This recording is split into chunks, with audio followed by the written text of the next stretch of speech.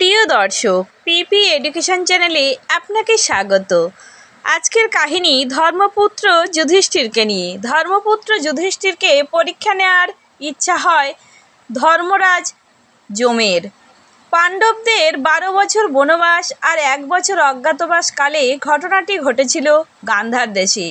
সেটা ছিল পাণ্ডবদের বনবাসের শেষ বছর। এরপরই শুরু হবে অজ্ঞাতবাস, ধর্মযুদ্ধ আগত। আর সেই ধর্মযুদ্ধে জয়ী হয়ে যুধিষ্ঠির হবেন সম্রাট। তাই যমের ইচ্ছা হলো ধর্মপুত্র যুধিষ্ঠিরকে একবার পরীক্ষা করে দেখা যাক।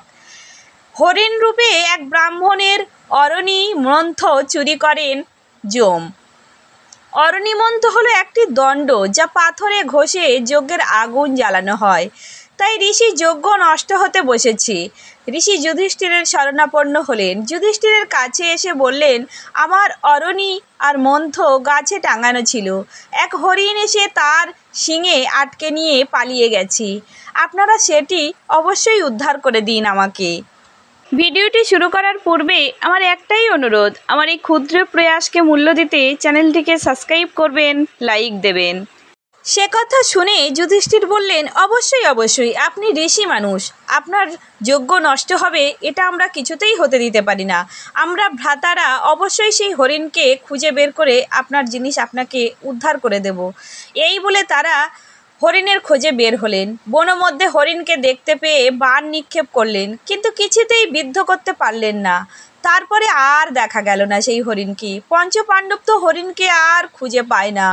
পাবে কি করে? সে তো যম, আর তিনি তো অদৃশ্য রয়েছেন।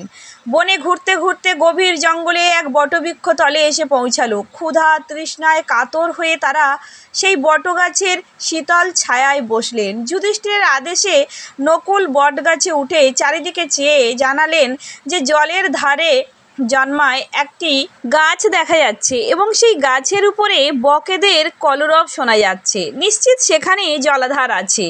যুধিষ্ঠির বললেন, নকুল, তোমার ভ্রাতারা সবাই ক্লান্ত তৃষ্ণার্ত, তুমি খুব তাড়াতাড়ি যাও, বিলম্ব করো না, জল নিয়ে এক্ষুনি ফিরে আসবে। নকুল গাছ থেকে নেমে সেখানে গিয়ে সারস বেষ্টিত নির্মাণ জলাশয় দেখে সেই জল পান করতে ঝুঁকলেন। তখনই এক দৈববাণী শুনতে পেলেন। অন্তরিক্ষ থেকে কে বলছেন, বৎস, এই জল আমার অধিকারে আছে, জল পানের চেষ্টা করো না। আমার একটা নিয়ম আছে, আগে আমার একটা প্রশ্নের উত্তর দাও, তারপর জল পান করো ও নিয়ে যাও। কিন্তু পিপাসিত নকুল সেই আদেশ অগ্রাহ্য করে শীতল জল পান করতে গেলেন এবং সঙ্গে সঙ্গেই অচেতন হয়ে মাটিতে লুটিয়ে পড়লেন। নকুলের বিলম্ব দেখে কুন্তিনন্দন যুধিষ্ঠির বীর সহদেবকে পাঠালেন। সেও নকুলের মতো দৈববাণী না শুনে জল স্পর্শ করা মাত্রই অচেতন হয়ে মাটিতে ঢলে পড়েন। তারপর যুধিষ্ঠির পাঠালেন অর্জুনকে। অর্জুনও সেখানে গিয়ে সেই একইভাবে জল পান করতে গিয়ে ঢলে পড়েন। তারপরে বিলম্ব হতে দেখে কুন্তিনন্দন পাঠালেন ভীমকে।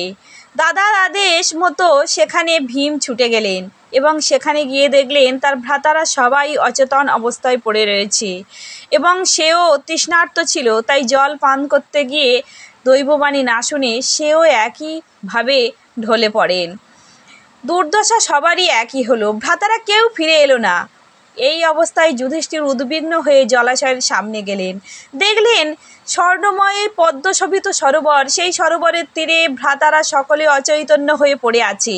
যুধিষ্ঠির এসব দেখে বিলাপ করতে লাগলেন, শোকে আকুল হয়ে গেলেন এবং ভ্রাতাদের গায়ে আঘাতের চিহ্ন নেই, ভূমিতে অন্য কোনো পদচিহ্নও দেখা যাচ্ছে না। যে ভ্রাতাদের অঙ্গ স্পর্শ করে বিলাপ করতে করতে যুধিষ্ঠিরের তৃষ্ণা যেন আরও বেড়ে গেল। যুধিষ্ঠির তখন সরোবরে নেমে জল পান করতে গেলেন। এমন সময় উপর থেকে শুনলেন, আমি মৎস্য শৈবালভোজী বক, তোমার এই মহা তেজস্বী ভ্রাতাদের আমিই পরলোকে পাঠিয়েছি। এই স্থানটি আমার অধিকারে, আগে আমার প্রশ্নের উত্তর দাও, তারপরে জল পান করো। আমার প্রশ্নের উত্তর না দিয়ে যদি জল পান করো তাহলে তুমিও তোমার ভ্রাতাদের কাছেই যাবে। যুধিষ্ঠির বললেন, আপনি কোন দেবতা? আমার মহাবীর 4 ভ্রাতাকে নিপাতিত করেছেন আপনি? আপনার কি অভিপ্রায় তা বুঝতে পারছি না। অত্যন্ত ভয় হচ্ছে, আমার কৌতূহলও হচ্ছে। হে ভগবান, আমাকে আপনি আপনার স্বরূপ দেখান। যুধিষ্ঠির বললেন, আমি প্রথমে আপনাকে দেখতে চাই, তারপর আপনার প্রশ্নের উত্তর দিতে চাই। যুধিষ্ঠিরের এই কথা শুনে সে উত্তর এলো, আমি যক্ষ।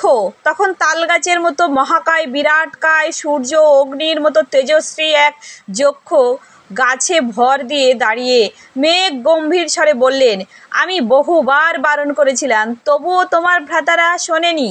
আমার এই জল জোরপূর্বক পান করতে গিয়েছিল, তাই তাদেরকে আমি পরলোকে পাঠিয়েছি।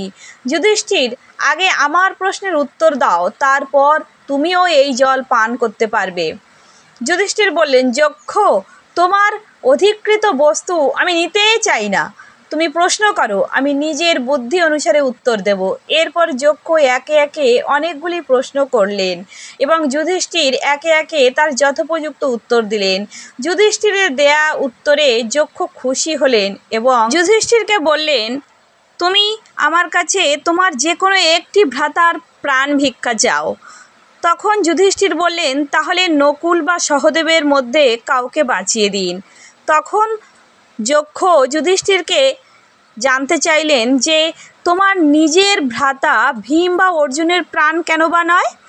তখন যুধিষ্ঠির বললেন যে ভীম বা অর্জুনের প্রাণ এই কারণে নয়, কারণ মাতা কুন্তির 2 পুত্রের মধ্যে এখনও আমি জীবিত, কিন্তু মাতা মাদ্রির 2 পুত্রের কেউই জীবিত নয়।